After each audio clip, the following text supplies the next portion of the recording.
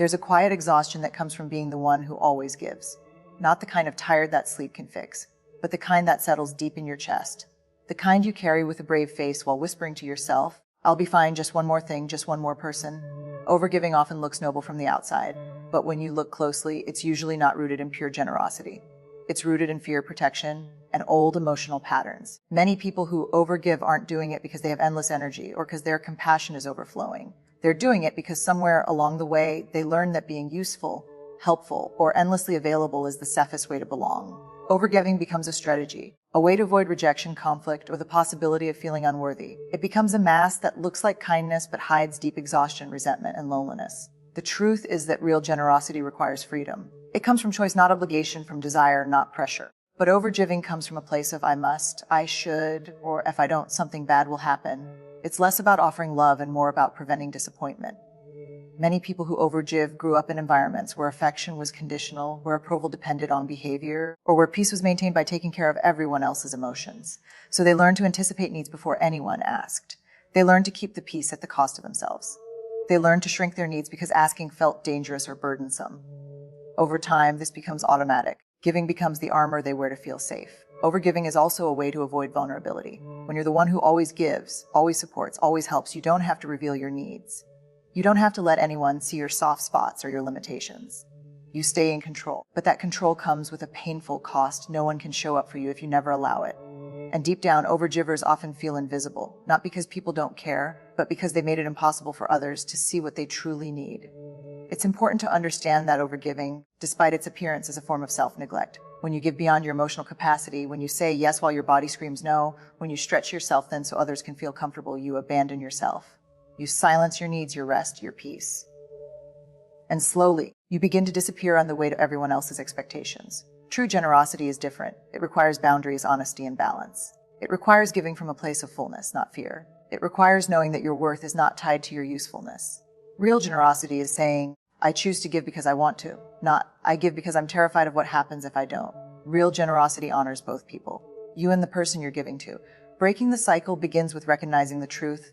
Overgiving is not a virtue. It's a survival pattern. It kept you safe once, but it's no longer the life you deserve. You are allowed to give without disappearing. You are allowed to receive. You are allowed to be cared for. And you are allowed to matter just as much as the people you love. There comes a point when giving becomes less an act of love and more an act of survival, when you're pouring from a cup that has nothing left inside. Many people become so accustomed to supporting others that they stop noticing how drained they are. They keep showing up, keep pushing through, keep offering encouragement, time, energy, and emotional labor long after their own well-being has begun to suffer. But the truth is simple and unavoidable. You cannot pour into others when you are running on empty. You cannot nurture anyone if you have neglected yourself. You cannot sustain meaningful connections if you are constantly operating from depletion. When you are depleted, everything becomes heavier. You find yourself feeling irritable, overwhelmed, or numb. Your patience thins, your compassion fades, and even small attacks feel monumental. This isn't because you're weak, incapable, or ungrateful. It's because you are human, and every human has limits. Yet many people treat themselves as though they are exempt from that truth. They give until it hurts, and then convince themselves that hurting is the cost of being loving. But real love, healthy love, doesn't demand that you break yourself for the sake of others. It doesn't ask you to abandon your own needs just to keep everyone else comfortable.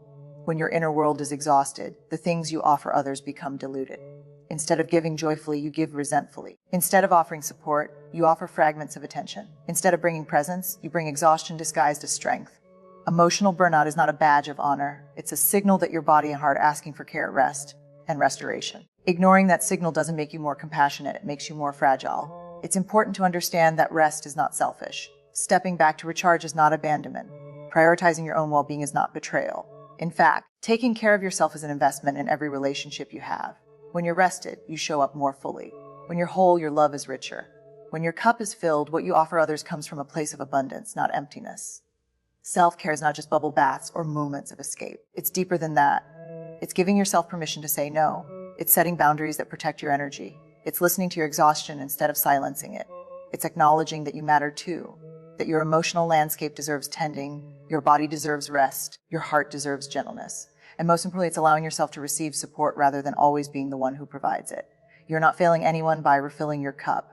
You are not disappointing people by taking a break. You are not selfish for choosing yourself. In reality, you are strengthening your capacity to love, to listen, and to show up authentically.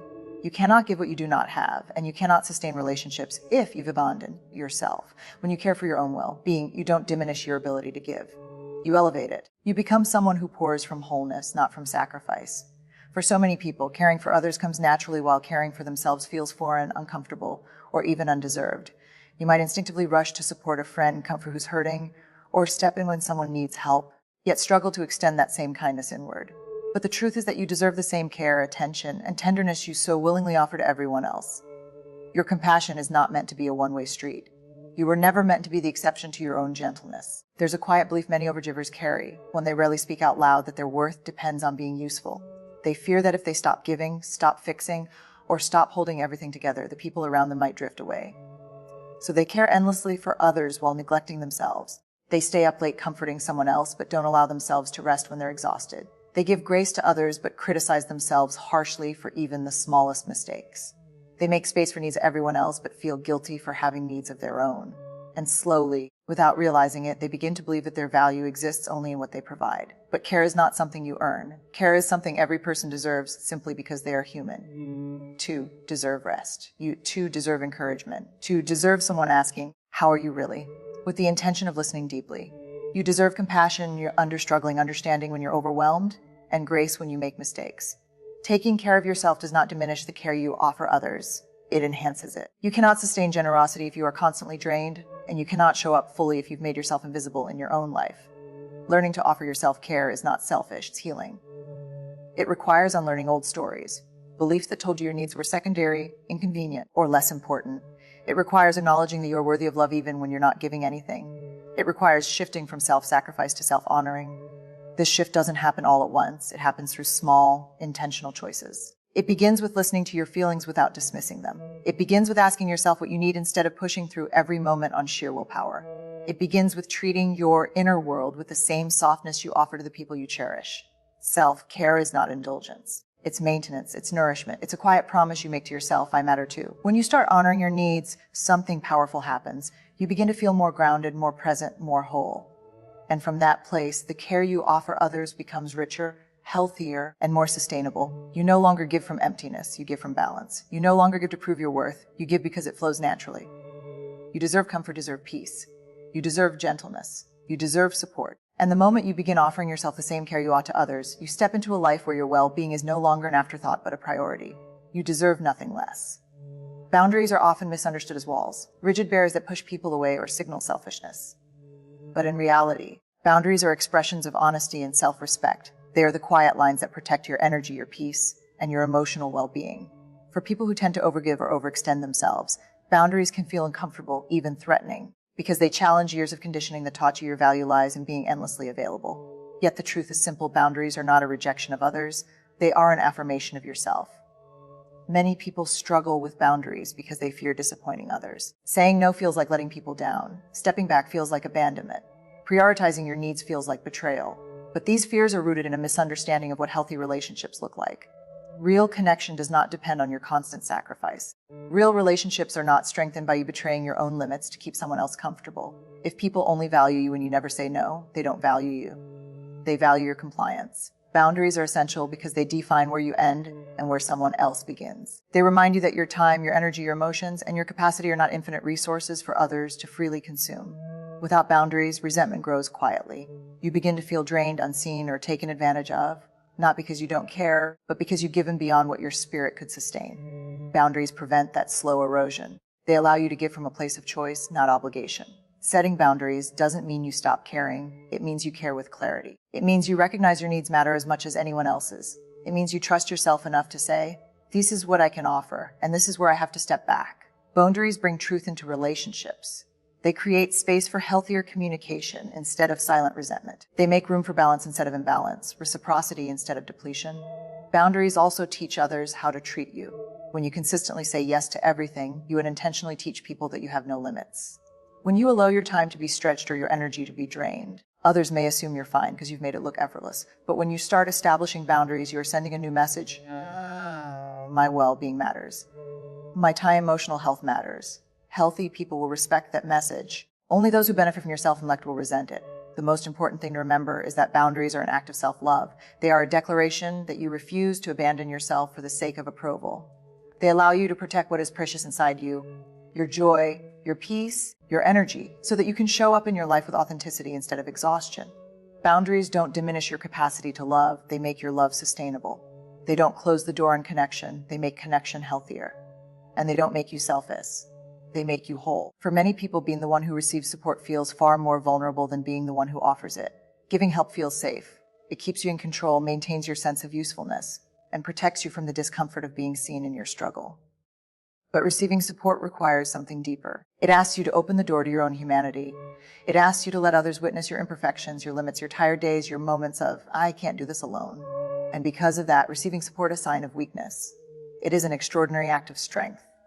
To accept help, you first have to acknowledge that you have needs. For someone who has spent years being the strong one, the caretaker, the problem solver, admitting you need something from others can feel like breaking a lifelong rule. Maybe you were taught that independence is the only respectable way to live. Maybe you learned early on that leaning on others leads to disappointment. Or maybe you simply became the person everyone counts on, and somewhere along the way you forgot that you deserve someone to count on too. But the truth remains, no one is meant to carry everything alone. You are not built for self-sufficiency. You are built for connection. Receiving support strengthens relationships instead of weakening them. It creates emotional balance. When you allow people to help you, you give them the opportunity to show their care in action rather than just in words. You allow them to feel trusted and valued. You create deeper intimacy. Because intimacy isn't built through perfection, it's built through shared humanity. When you let someone in, when you allow them to witness your vulnerability, you are allowing the relationship to breathe, shift, and grow. There is also courage in stepping back and saying, I need a moment, or I need help, or I can't do this alone. It requires you to release the belief that you must remain composed at all times. It challenges the story that your worth is tied to your strength. It invites you to expand your understanding of strength itself. Strength isn't the absence of need. It's the willingness to acknowledge it. It's the courage to be honest. It's the wisdom to know that you are deserving of the same support you offer to others. Accepting help also teaches you a new kind of self-compassion. It softens the edges of self-reliance and reminds you that you don't have to earn rest, care, or comfort. You don't need to be on the verge of collapse to deserve support. You deserve it simply because you are human. And when you allow yourself to receive, you fill the spaces inside you that have been running dry. You replenish your emotional reserves so you can show up with more clarity, presence, and authenticity. Receiving support is not about dependency. It's about interdependence. It's about recognizing that strength is not measured by how much you carry alone, but by how willing you are to let others walk beside you. It's a powerful declaration that you matter, that your well-being matters, and that you are worthy of care. When you allow yourself to receive, you are not breaking down. And in that opening, healing begins. Choosing yourself is one of the most misunderstood and uncomfortable acts a person can take, especially for those who have spent their lives prioritizing everyone else. Many people equate self-prioritization with selfishness because they were raised to believe that goodness is measured by how much you sacrifice. They were taught that thinking of themselves is somehow wrong, irresponsible, or unkind. But the truth is that choosing yourself is not an act of selfishness. It is the foundation of emotional wholeness. It is how you reclaim your energy, your identity, and your relationship with your own life. When you choose yourself, you are not choosing only yourself. You are choosing honesty over obligation. You are choosing alignment over resentment. You are choosing the life that feels right for you instead of the one others expect you to live. This choice often begins quietly with the moment you admit you're tired or hurt or stretched too thin. With the moment you listen to your own voice even when someone else's feels louder. With the moment you stop chasing approval and start honoring what your heart has been asking for. Choosing yourself doesn't mean shutting people out. It means letting go of the version of you that existed solely for their comfort. It means recognizing when you've overextended, when you've abandoned your own limits, when you've given from emptiness instead of fullness. When you start prioritizing your emotional well-being, you begin to understand that your worth was never tied to how much you could endure.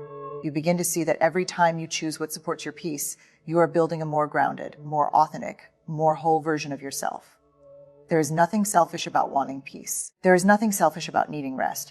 There is nothing selfish about stepping away from what harms you or drains you.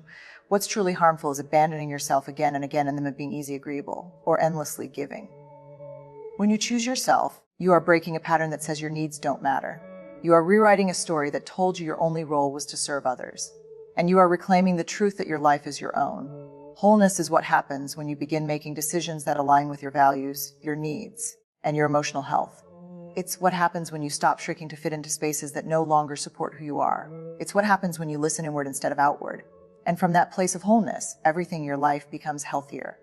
Your relationships, your boundaries, your energy, your purpose. You show up with clarity instead of resentment, presence instead of exhaustion, authenticity instead of performance. Choosing yourself does not make you less loving, it makes your love more genuine.